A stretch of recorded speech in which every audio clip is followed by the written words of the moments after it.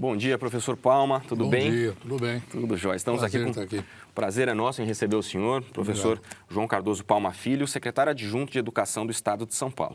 Professor, o nosso convite ao senhor hoje foi para tratar de dois assuntos bastante importantes na educação e que estão sendo muito discutidos atualmente, que é a progressão continuada e o ensino médio brasileiro, o ensino médio paulista, né? Tratando primeiramente da progressão continuada, eu queria perguntar para o senhor por que é difícil fazer com que se atenda todas as expectativas, as expectativas do Estado e as expectativas dos professores, para que não se torne simplesmente a progressão continuada uma aprovação automática? Bem, o esforço hoje é esse. Quer dizer, a progressão continuada, que na realidade é um regime adotado para o ensino fundamental em 2 ciclos, aqui no caso do Estado de São Paulo. Mas poderia ser em mais ciclos, poderia ser em 3, poderia ser em 4. Em 2011, nós fizemos uma discussão na Secretaria com aproximadamente 20 mil professores que representavam as escolas, as 5.300 escolas. E nós ouvimos professores, diretores e supervisores, basicamente sobre esse assunto. Embora, em relação a outros assuntos, tenhamos ouvido também os funcionários. E nós constatamos uma falta de consenso em relação à questão da progressão continuada. De um modo geral, os professores, aqueles que estão em sala de aula, estão vivendo o dia a dia do aprendizado, eles já reivindicavam naquele momento que nós adotássemos mais do que 2 ciclos. Porque hoje a situação é a seguinte: ciclo 1 vai do 1º ao 5º ano, ciclo 2 do 6º ao 9º. Havia aqueles que defendiam 3 ciclos, outros 4. Em relação aos supervisores de ensino que estão nas diretorias, não estão propriamente na sala de aula, eles defendiam que não se mexesse, né, de um modo geral. A maior parte dizia isso. E os diretores se dividiram. Na verdade, um grupo achava que era necessário, outros que não. Bom, o que a gente constata é o seguinte: o regime de 2 ciclos aqui em São Paulo vai relativamente bem no primeiro segmento. Por vários fatores que você tem que diferenciam o ciclo 1 do ciclo 2. Por exemplo, no ciclo 1 você tem um professor apenas, acompanhando os alunos, às vezes até em mais de um ano. Você tem um excelente programa de aprendizado, de formação de professor, inclusive, para trabalhar com as crianças, que é o Ler e Escrever, que é um programa que já tem alguns anos, está consolidado, não é? A média do desempenho no ciclo 1, hoje em São Paulo, está em torno de 4,40, medido pelo IDEB e é muito próximo do nosso IDESP. Uhum. E vem numa evolução positiva, não é? Saiu lá de 3 e foi caminhando até os 4,40. Já o ciclo 2, você tem uma realidade muito diferente. No ciclo 2, você tem vários professores com uma formação diversificada, com um fraco desempenho pedagógico, eu diria. Quer dizer, a formação de professor para o ciclo 2 deixa muito a desejar no que diz respeito ao conteúdo pedagógico, ou seja, os professores têm muita dificuldade de transmissão de conteúdo. Nós temos também falta de professor de algumas disciplinas, o que não ocorre no ciclo 1, e nós temos, consequentemente, uma queda no desempenho. O último resultado de São Paulo foi 2,50.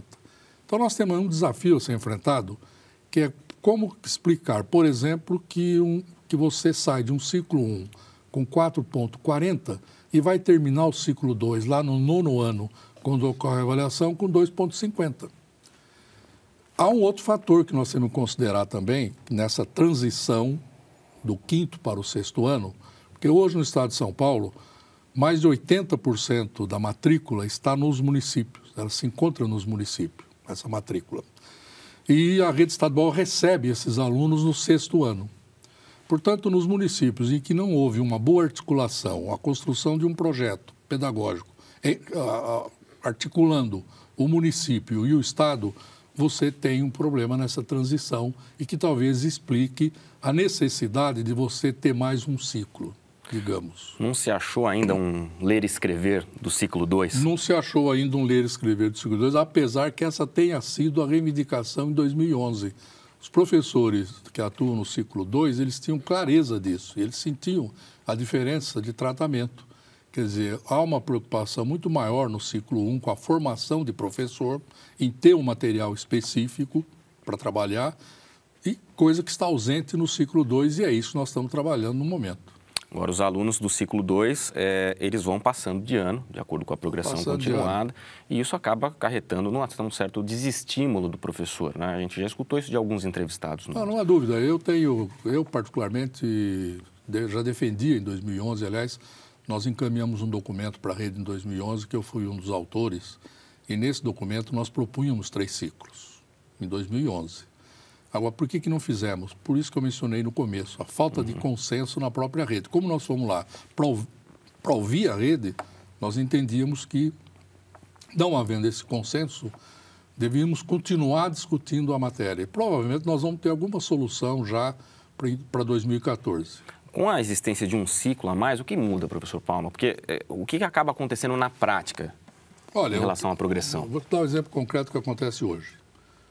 Nós recebemos, como eu disse, 80% dos alunos das redes municipais, que apresentam uma grande diversidade de tratamento. Muito bem. Ele entra no nosso 6º ano e só vai existir uma possibilidade dele ficar mais um ano, caso ele esteja apresentando um déficit no aprendizado, no 9º ano. Quer dizer, do 6º ao 9º você não tem interrupção. Então, talvez o problema esteja aí.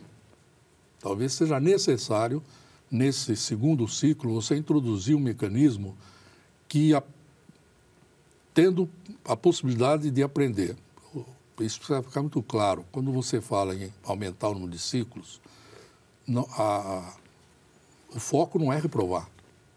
O foco é você fazer tudo o que é possível para que ele aprenda, porque cada um tem um ritmo de aprendizado.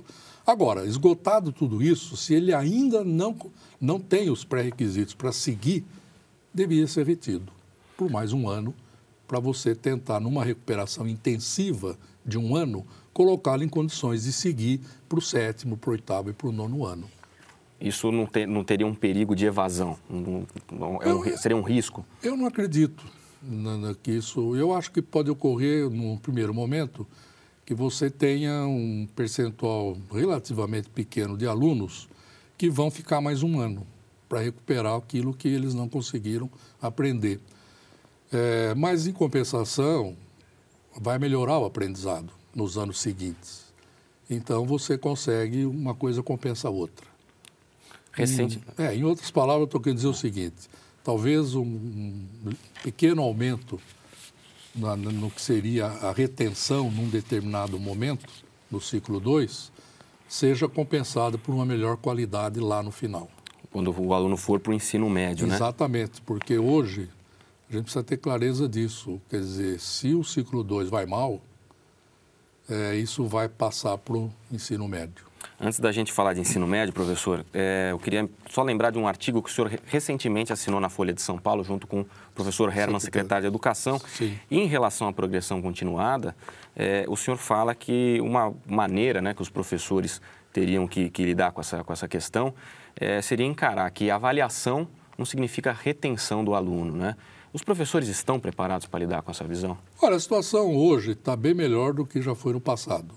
Eu acho que hoje os professores já têm bem clareza de que a avaliação não é para reprovar.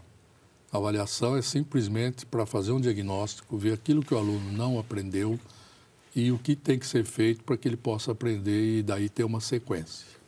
Quer dizer, eu acho que isso está muito mais claro hoje do que já esteve no passado. No passado, quando eu falo há 2 ou 3 décadas atrás, a avaliação era uma arma mesmo, na mão do professor, até para enfrentar problemas de indisciplina, etc. Quer dizer, era uma ameaça. Olha, se você não se comporta, eu te reprovo no final do ano. Isso era muito comum lá nos anos 70, ainda no começo dos anos 80 do século passado.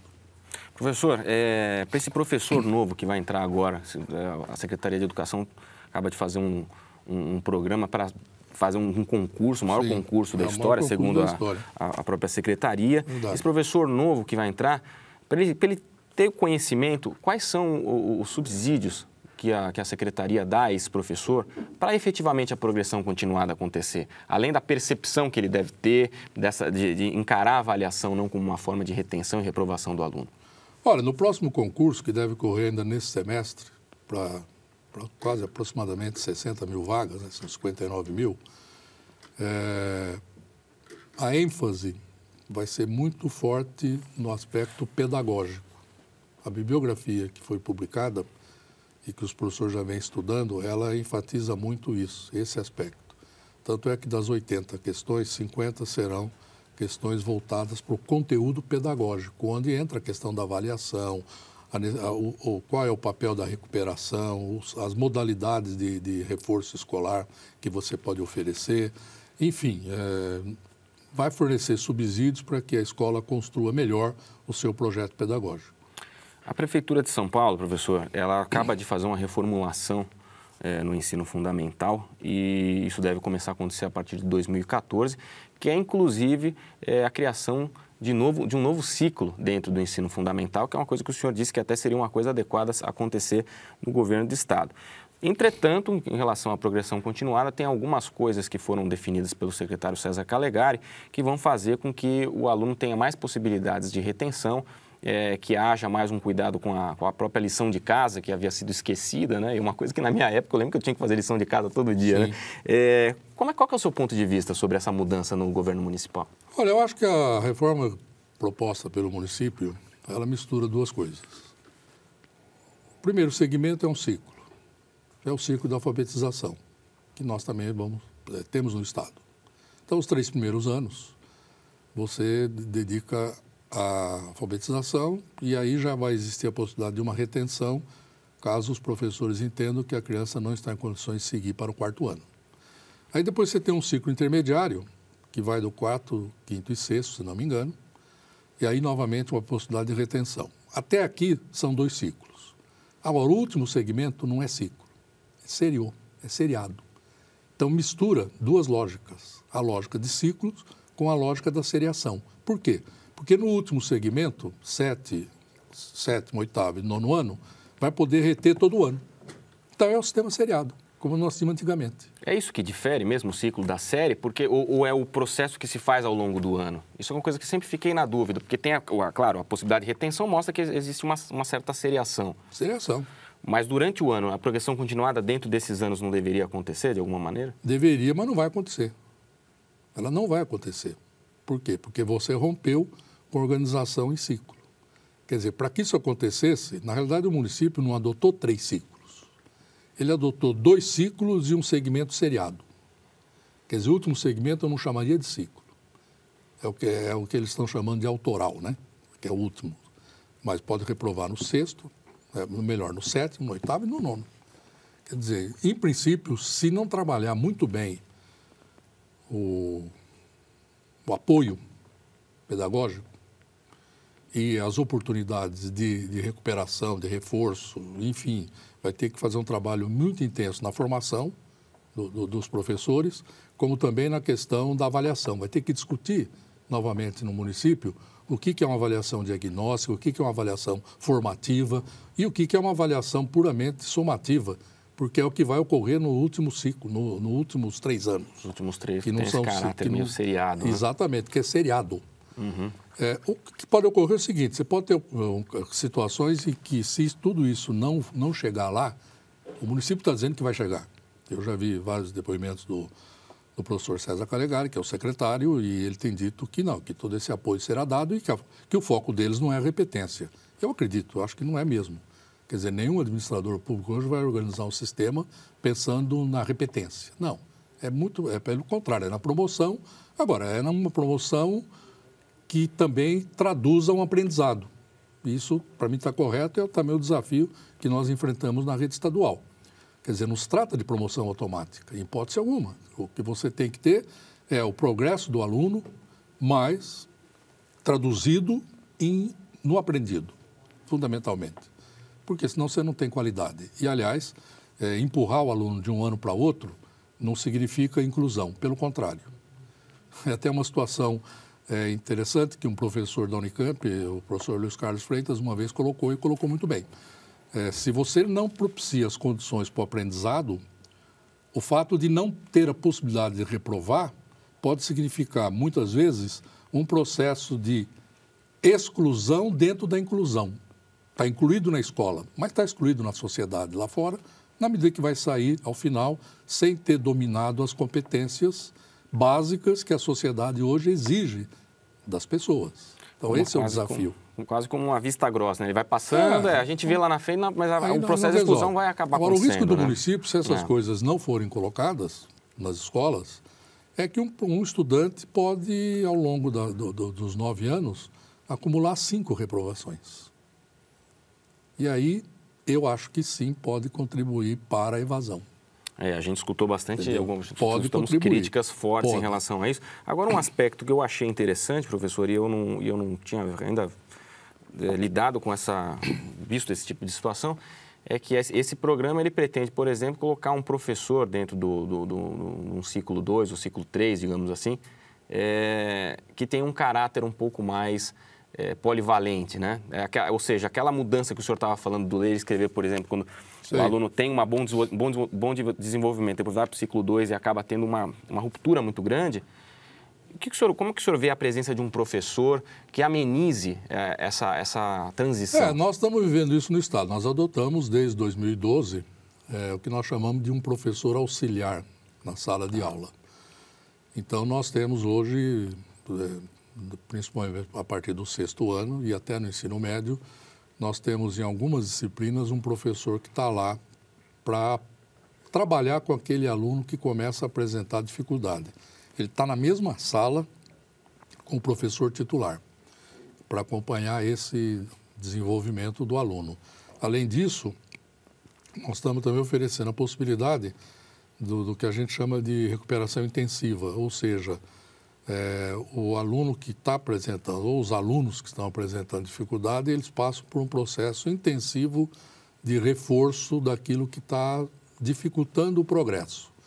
Porque a questão é o seguinte: você tem que recuperar o aluno, você tem que dar a ele a oportunidade de aprender no momento que a dificuldade aparece.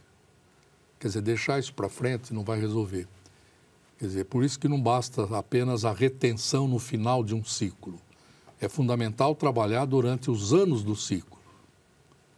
E, como eu disse, feito tudo isso, ainda não está em condições de prosseguir, aí não há outro caminho, não ser a retenção mesmo, por mais um ano, para entrar num processo de aprendizado intensivo. Por que no ensino médio não existe a progressão continuada, digamos assim? Existe a retenção ano a ano? Sinceramente, não saberia te dizer a razão. O fato é que, realmente, no país não existe nenhum regime de progressão continuada ou de ciclos no ensino médio. Talvez seja até ele é curto, né? Enquanto que o fundamental tem 9 anos, o médio tem 3. E, efetivamente, você tem uma seriação desde o primeiro ano, com uma retenção considerável já no primeiro ano, que demonstra deficiências que vieram e que se acumularam do ensino fundamental. Por isso, nós temos que trabalhar quase que de uma forma integrada mesmo o ciclo 2 com o ensino médio. Porque se o ensino médio... Porque houve uma mudança na concepção de ensino médio que me parece que ainda não foi muito bem entendida. O ensino médio antes era um segmento que ficava no meio entre o fundamental e o ensino superior. Hoje, o ensino médio é uma etapa de conclusão da educação básica. Então, ele está estreitamente vinculado ao ciclo 2, ou seja, aos anos finais do ensino fundamental. E também tem que se trabalhar nessa passagem do 9º ano para o primeiro ano do ensino médio. É outra ruptura. É outra ruptura. O ensino médio no Brasil hoje, da forma como ele se apresenta, realmente ele não estimula em nada o estudante. Nós discutimos isso, inclusive, na disciplina 25 de legislação educacional. Exatamente. Nós tivemos alguns programas em relação a isso, inclusive, né? Exatamente. Não estimula, é um currículo enciclopédico, não é? Eu conheço o currículo de alguns países, não de todos, mas de alguns países, inclusive alguns que são países altamente desenvolvidos e outros que têm uma posição intermediária. O caso do Brasil é sui generis. um currículo com 12 disciplinas obrigatórias. A lei não fala em disciplina, mas na prática virou disciplina. Então, são 12 disciplinas obrigatórias. Tem mais uma possibilidade de agregar uma outra disciplina, que seria o espanhol, que é opcional para o aluno, mas se ele escolher isso, ele vai para 13 disciplinas. A carga horária de aula semanal ela é limitada, são 30 aulas por semana nas redes públicas, de modo geral. No noturno, menos ainda, são 25 aulas. Como é que você acomoda isso? Mas, além desse aspecto quantitativo, a dificuldade de você ter um número de aulas significativo para as disciplinas, você tem uma questão de que você praticamente obriga o estudante a se interessar pelas 4 áreas de conhecimento. A matemática, ciências da natureza, ciências humanas e as linguagens, códigos e linguagens. Quer dizer, impossível. E nunca foi assim no Brasil. Eu estudei no tempo que o ensino secundário, como era chamado, ele era dividido em clássico e científico. Eu fiz o científico e eu tinha basicamente 7, 8 disciplinas. E eu fazia uma opção. Como eu fiz o científico, o meu interesse era para ciências exatas e biológicas, era isso. Não é? Quem se interessasse por letras, enfim, se encaminhava para o clássico, ou quem quisesse ser professor do primário ia fazer o curso normal. Então você tinha diferentes itinerários, diferentes trajetos, que era uma opção do estudante. Nós aqui em São Paulo discutimos em 2011, está inclusive num documento que nós distribuímos na época para as escolas da rede estadual, a possibilidade de nós termos, a partir do 2º ano, uma diferenciação de itinerários. O estudante teria um básico, com todas essas 12 disciplinas, indiscutivelmente, e depois, a partir do 2º semestre do 2º ano, ou se fosse o caso mais tardar, no 3º ano do ensino médio, a possibilidade dele escolher, ele obrigatoriamente deveria estudar sempre português, matemática e inglês. Isso seria obrigatório. Mas, a partir do 2º ano, ele podia acrescentar a essas 3 apenas uma área de conhecimento, que não seria matemática, evidentemente, porque ele já está obrigado a fazê-lo. Mas ele poderia optar entre linguagens e humanas e natureza. Ele poderia. E eu acho que aí sim isso motivaria mais. Outra coisa que nós estamos fazendo em São Paulo, que está dando muito certo, é a possibilidade dele combinar esse currículo enciclopédico num outro período, num contraturno, vamos dizer assim, com educação profissional, que é o programa que o governo do estado lançou há pouco tempo aí, que é o Vence, não é? Que é exatamente isso. Ele faz concomitantemente também um percurso no campo da educação profissional. Nós já estamos hoje com mais de 50 mil alunos no estado de São Paulo fazendo isso. E a procura é grande. Quer dizer, isso me deu claramente uma compreensão de que o que está faltando no ensino médio é o estudante ter uma motivação.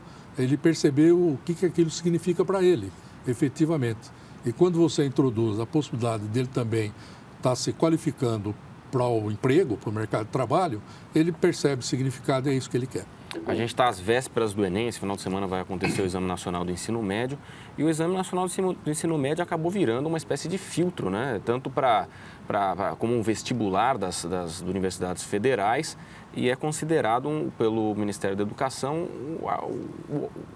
o sistema que avalia, digamos assim, né? A prova que avalia o ensino médio. O que o senhor acha disso, professor? Olha, eu acho que é um grande equívoco em querer transformar o Enem no ensino médio. Fundamentalmente é isso que está acontecendo e é o que vai acontecer se o Ministério da Educação continuar perseguindo essa linha, essa direção. Veja, hoje o Enem pode até certificar o ensino médio. Quer dizer, hoje o Enem abre a possibilidade de que eu não faça o ensino médio. Eu apenas preste a prova do Enem.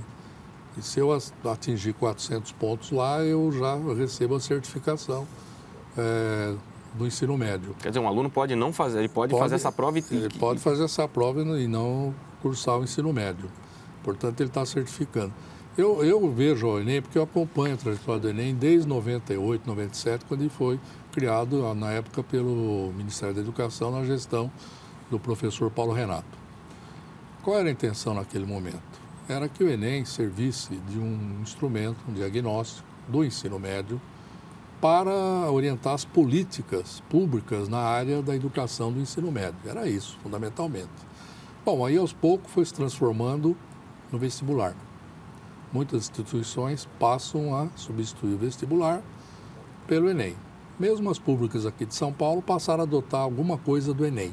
Não como substituição de vestibular, mas aproveitando alguma coisa, um percentual do resultado do Enem.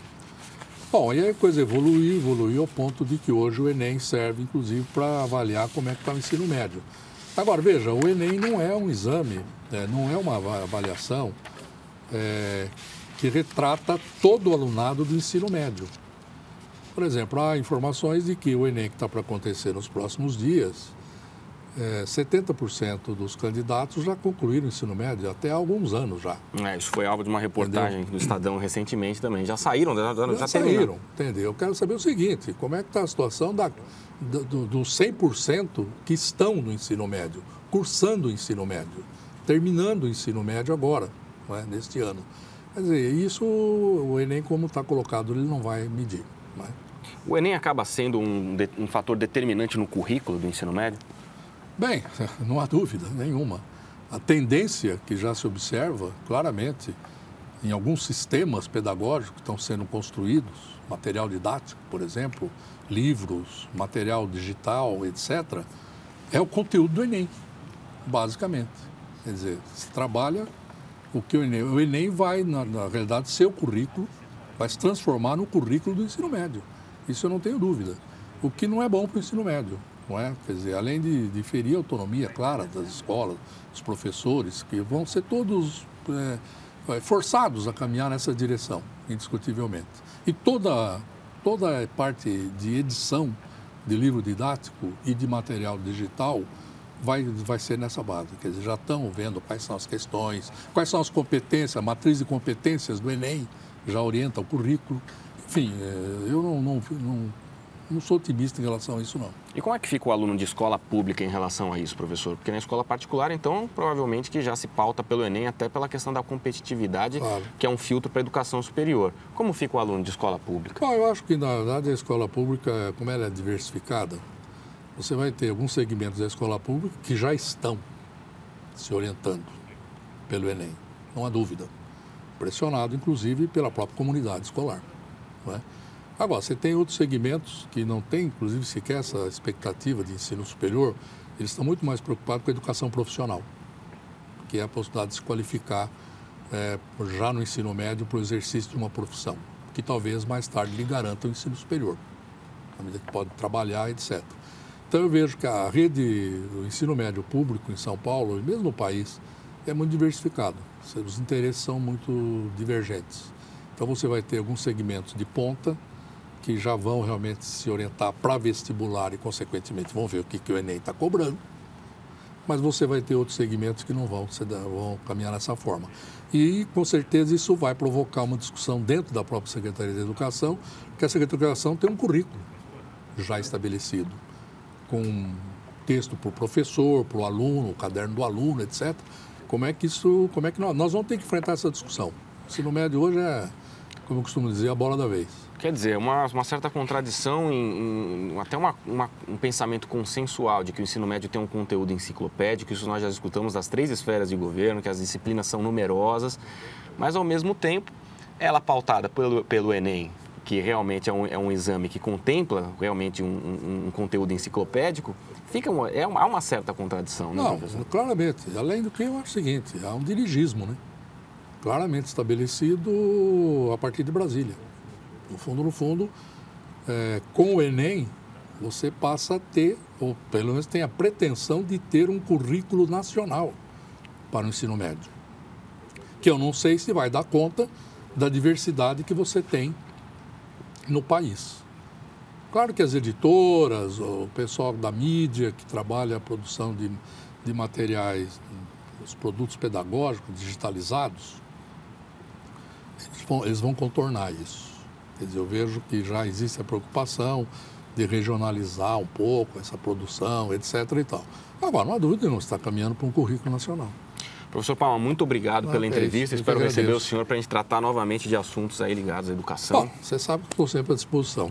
Muito obrigado, professor. Você tem meu telefone, meu e-mail. Muito obrigado. Bom, a Educação Brasileira fica por aqui e volta na próxima quarta-feira com assuntos ligados à nossa educação, tanto paulista quanto do Brasil. Muito obrigado e até a próxima.